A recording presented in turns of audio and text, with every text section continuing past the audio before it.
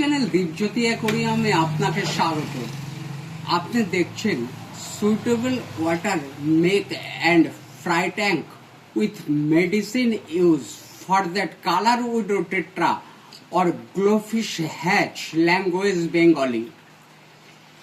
রঙিন উইড্রো মাছের ডিম ফোটাতে বা গ্লো টেট্রা মাছের ডিম ফোটাবার জন্য চৌবাচ্চায় উপযুক্ত পরিবেশের সৃষ্টি করতে হয়। চৌবাচ্চায় উপযুক্ত পরিবেশের সৃষ্টি করতে না পারলে ডিম ফোটে না। ডিম ফোটার প্রয়োজনীয় শর্তগুলি: ডিম ফোটার মতো উপযুক্ত জল, ওই জলের পিএইচ বা পোটেনশিয়াল হাইড্রোজেনের মাত্রা, ওই জলের তাপমাত্রা, সঠিক পদ্ধতিতে সঠিক পরিমাণে জলের পরিমাণ অনুযায়ী ঔষধ ব্যবহার করা, সঠিকভাবে ফ্রাই ট্যাঙ্ক ব্যবহার করা, প্রয়োজনীয় আলো ও বাতাস। আপনি এতক্ষণে দেখছিলেন কোন কোন ইনস্ট্রুমেন্টের প্রয়োজন হয় চৌবাচ্চায় উইডো টেট্রা মাছের ডিম ফোটানোর জন্য। এইবার দেখবেন কিভাবে চৌবাচ্চায় জলটা প্রস্তুত করা হয়। রঙিন উইডো টেট্রা মাছের ডিম বা গ্লো টেট্রা মাছের ডিম চৌবাচ্চায় ফোটাতে গেলে প্রথমেই আমি সরাসরি বাড়ির পাম্পের থেকে জল চৌবাচ্চায় ভরে নিই।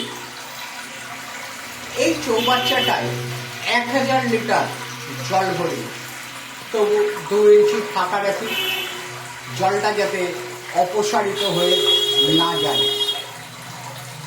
এই জল কিছুটা হওয়ার পরেই আমি জলে অ্যান্টি আইসেস 200 ml, অর্থাৎ আইসিএইচ প্রোটোজোয়া যেন জলের ঘনত্ব বাড়িয়ে ফেলতে না পারে আর ডিমগুলিকে নষ্ট না করতে না পারে, তার জন্যে আমি এই অ্যান্টি আইসেস ওষুধটা ব্যবহার করি। জেনারেল এইড, এই ওষুধটা ডিম থেকে যে ধানি বের হয় সেই ধানির যে প্রয়োজনীয় ভিটামিন সেটা যোগায় এই জেনারেল এইড। মালাচিগ্রিন এফ, যাতে কোনো ফাঙ্গাল ইনফেকশন না হয় তার জন্যে এই ওষুধটা ব্যবহার করি।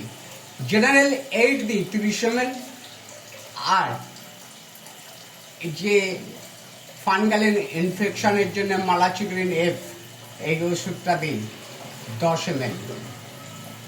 এইভাবে জল ভর্তি হয়ে যাবার পরে আমি 2 ঘন্টা অপেক্ষা করি, যাতে জলের সাথে ওষুধগুলোর রাসায়নিক বিক্রিয়াটা সম্পন্ন হয়, জারণ বিজারণ প্রক্রিয়াটাও সম্পন্ন হয়। তারপর 25 থেকে 30 ওয়াটের একটা টপ ফিল্টার আমি চালিয়ে দিই।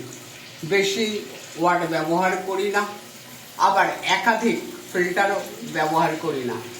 দ্রুত ফিল্টার হয়ে গেলে বিক্রিয়ার আগেই জল ফিল্টার হয়ে যাবে, কোনো কাজ হবে না। জল যখন জলের স্বাভাবিক বর্ণ অর্থাৎ স্বচ্ছতা ফিরে আসবে, তখন আমি এই জলে পোটেনশিয়াল হাইড্রোজেনের মাত্রা পেয়ে যাব 5.7 থেকে 6.3 মধ্যে, যেটা উইডো টেট্রা মাছের পক্ষে অর্থাৎ ডিম ফোটানোর পক্ষে উপযুক্ত হবে। এই যে ক্যারেট বা ট্রেটা দেখা যাচ্ছে, এটাকে আমি ফ্রাই ট্যাঙ্কের মতো ব্যবহার করি।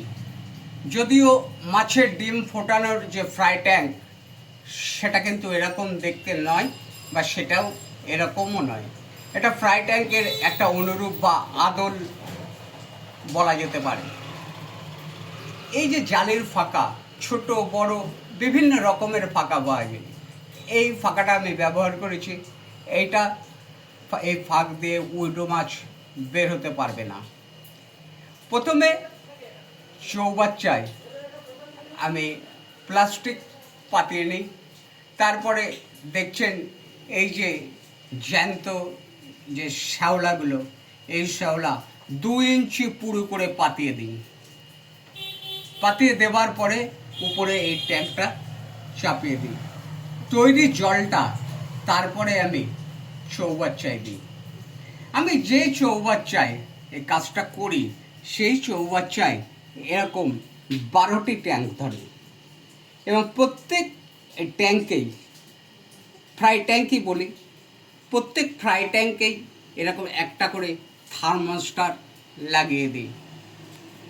তাপমাত্রা 27 ডিগ্রির বেশি থাকবে না, আবার 26 ডিগ্রির কমও থাকবে না। থার্মোস্টারটা 26.5 ডিগ্রি সেলসিয়াসে দিয়ে রাখি। কেন এতগুলো থার্মোস্টার ব্যবহার করি? যাতে একই সময়ে সম্পূর্ণ চৌবাচ্চাতে সমান তাপ সৃষ্টি হয়ে যায়। অর্থাৎ উইডো মাছের ডিম ফোটার জন্য যে তাপমাত্রা সেটা কিন্তু আমি পেয়ে যাব। মাছগুলো এতে কতগুলো মাছ ছাড়ি এটাই তো জানতে ইচ্ছা করছে এখন, তাই না? এতে আমি 2 কি 3টে মেল ফিশ অর্থাৎ পুরুষ মাছ, আরও ভালো করে যদি বলি তাহলে 3টে স্ত্রী বা ফিমেল ফিশ, 4টে মেল বা পুরুষ মাছ ছাড়ি। অর্থাৎ একটা পুরুষ মাছের সংখ্যা বেশি দিই, কারণ যাতে বাওয়া ডিমের সংখ্যাটা বেশি না হয়ে যায়। আর কালারটা যে ফ্রাই ট্যাঙ্কে একই রকম কালার রাখার চেষ্টা করি, এতে ভালো হয়। উইডো মাছ খুব কম আলোতে কিন্তু থাকতে ভালোবাসে, আর উইডো মাছের ব্রিডিংটা হয় অন্ধকারে, ডিম দেয় উষা লগ্নে, অর্থাৎ সবে সূর্য উঠছে বা ভোরবেলা। সেই জন্যে চৌবাচ্চায় খুব কম আলো কিন্তু রাখাই উচিত। ডিম পারলে জালে দিয়ে ডিমটা গিয়ে ওই শ্যাওলার উপরে জমা হবে। ডিমটা কিন্তু মাছ নষ্ট করে ফেলতে পারবে না। অর্থাৎ আমি কাজের জন্য যদি 8-9 ঘন্টার জায়গায় 10-15 ঘন্টাও পরেও আমি মাছগুলোকে সরিয়ে নিই, তাও কিন্তু আমার কোনো অসুবিধে নেই।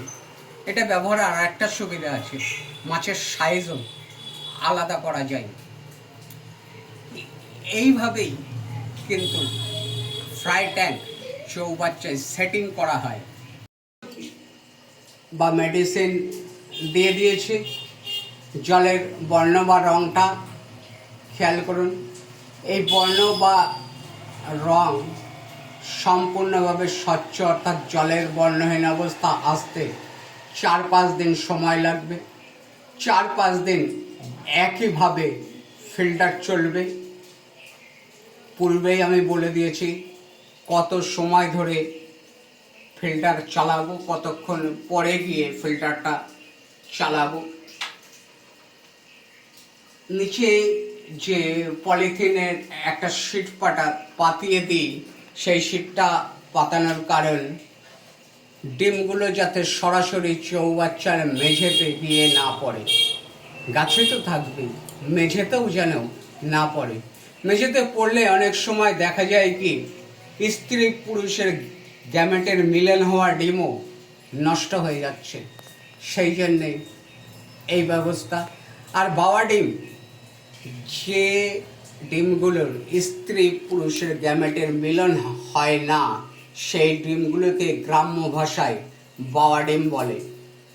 মনে রাখবেন, সব প্রাণীরই কিন্তু একটা পছন্দ অপছন্দের ব্যাপার আছে। সেই কারণেই পুরুষ মাছের সংখ্যাটা কিন্তু আমি বেশি রাখি। স্ত্রী মাছ নিয়ে অত অসুবিধা হয় না, কিন্তু পুরুষ মাছের ফিজিক্যালি গঠন অনেক সময় ঠিকঠাক তৈরি হয় না, যার জন্য প্রচুর বাওয়া ডিম তৈরি হয়। আমি একটা স্ত্রী মাছ পিছু 105টা থেকে 130টা ধানে পেয়ে যাই। এই যে পদ্ধতি প্রক্রিয়া এই সবই ভারত সরকারের ফিশারি কোর্সের প্রশিক্ষণ এবং হাতে কলমে কাজ করার যে বাস্তব অভিজ্ঞতা, সেই অভিজ্ঞতার উপরে নির্ভর করেই সব কিছু দেখালাম, সব তথ্য বললাম। আপনি যদি নিজে কাজ করতে চান, এই পদ্ধতি কাজে লাগাতে পারেন, 100% সাকসেস হবেন। আপনার অমূল্য সময় ব্যয় করবার জন্য আপনাকে ধন্যবাদ।